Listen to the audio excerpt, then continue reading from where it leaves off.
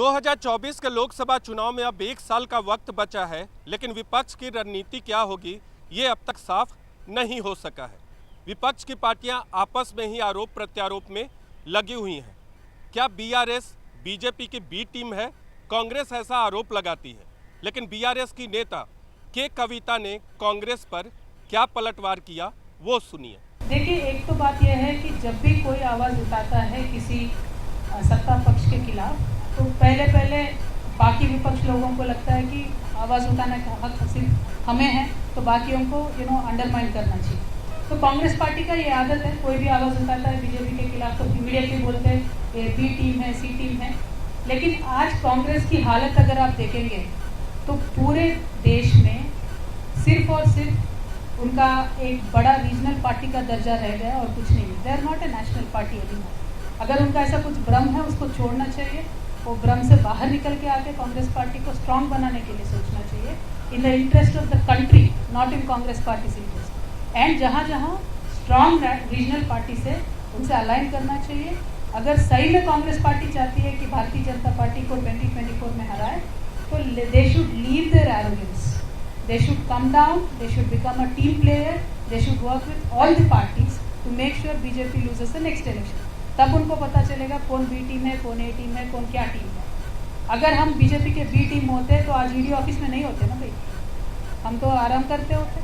वो तो उनके खुद के नेता बोलते हैं भारतीय जनता पार्टी के कि जो भी ज्वाइन हो जाता है बीजेपी में तो उनका कुछ आराम ही आराम है, कोई एजेंसी नहीं देखता है।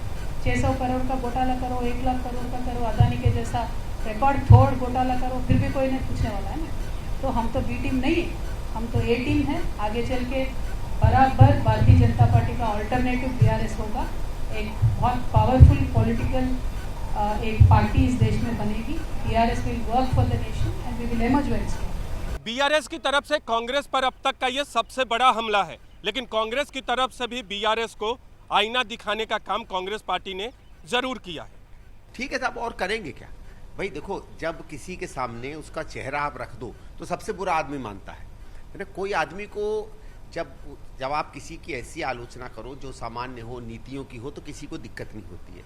लेकिन जब किसी के छल और कपट को आप सामने कर दो और उसके अंदर के छुपे हुए रूप को सामने कर दो तो आदमी बहुत ज़्यादा भड़क जाता है। तो वो उसमें कोई नई बात नहीं है। और जिस तरीके से उसके आम आदमी पार्टी से संपर्क हैं, ये बात सबको, पूरे दिल्ली में सारा अधिकारी को मालूम है कि दिल्ली में जो भ्रष्ट नीति आई शराब की, वो आई तो इन्हीं से। पहले तेलंगाना में बनी, वहाँ उसमें तथाकथित रूप से हजारों करोड़ों बनाए गए। उसके बाद यहाँ आई तो इसमें फंस गई। तो अब क्या करेंगे अपने आप को बचाने में? भाई, इन लोगों को लगता था कि हम साथ देते हैं बीजेपी का, हमारे ऊपर कोई बहुत ज़्यादा दिक्कत नहीं होगी। लेकिन अब फंस रहे हैं क्योंकि बीजेपी का जो यूज़ एंड थ्रो वाली पॉलिसी है ना, उसमें अब ये दोनों पार्टियां आ गई। अब इनका जितना इस्तेमाल करना था कर लिया, क्योंकि अब बीजेपी खुद चाहती है कि तेलंगाना में अपनी सत्ता स्थापित करे, तो अब इनकी ज़रूरत पड़ेगी नहीं। तो अब फंस गए, क्या करेंगे? और भाई, तो जो आदमी इतनी बुरी तरह फंस जाता है वो फिर खिसियानी बिल्ली की तरह उल जलूल बातें करने लगता है। तो अब बीजेपी की बी टीम नहीं है बीआरएस अब? भाई, अब क्यों नहीं है? कभी हमेशा थी। और ये तो मैं बता रहा हूँ ना कि कल अगर इनकी आवश्यकता पड़ेगी कहीं तो उनको उस तरीके से इस्तेमाल कर लेंगे। हमारा ये है कि आपने किसी की तरफ से अगर आपने एक बार सुपारी ले ली, ठीक है, उस समय तब आप उनको सूट कर रहे थे, बाद में हो सकता है उतना ना सूट करते हो, लेकिन ओरिजिनली तो आपने किसी से सुपारी ली ही थी ना। तो ओरिजिनली आप किसके पिट्ठू थे, किसके आशीर्वाद से आप सामने आए और किसका आपने नुकसान किया, वो बात तो कभी पीछे नहीं हट सकती ना। दरअसल बीआरएस के नेता और तेलंगाना के मुख्यमंत्री के चंद्रशेखर राव भी विपक्ष को एकजुट करने की मुहिम में लगे ताकि 2024 के लोकसभा चुनाव में मोदी और भारतीय जनता पार्टी को टक्कर दिया जा सके।